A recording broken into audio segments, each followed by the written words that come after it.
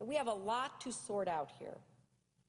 We have all learned lessons from the conflict in Iraq, and we have to apply those lessons to any allegations that are being raised about Iran.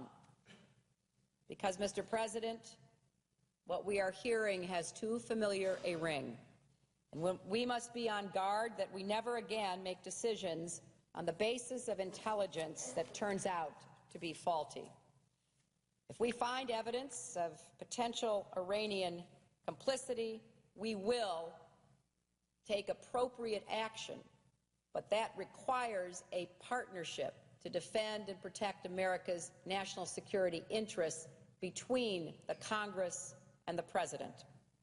Oversight will also lead to a consensus approach that brings together the best judgments and strategies of our nation and will examine the consequences of action, the reality of any perceived or alleged threat, and the consequences of taking action.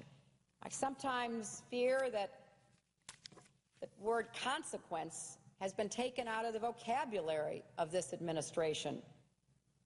Now, we have to look over the horizon. We have to make hard choices among difficult options. So, Mr. President, there are no easy answers to the complex situations we confront in the world today. But if we do face threats, then congressional consultation and authorization will bring the American people into the debate. Whatever steps, if any, may be required should be taken by our nation, not just by our president. We must act as Americans, not as members of one party or another. Our nation has been divided by a failed policy and the relentless pursuit of it.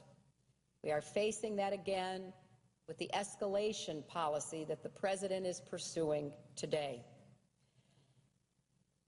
Mr. President, if we face up to our constitutional responsibilities as the Congress, if we conduct the oversight that is required, if we exercise our checks and balances, then we are likely to reach a better conclusion than we have thus far.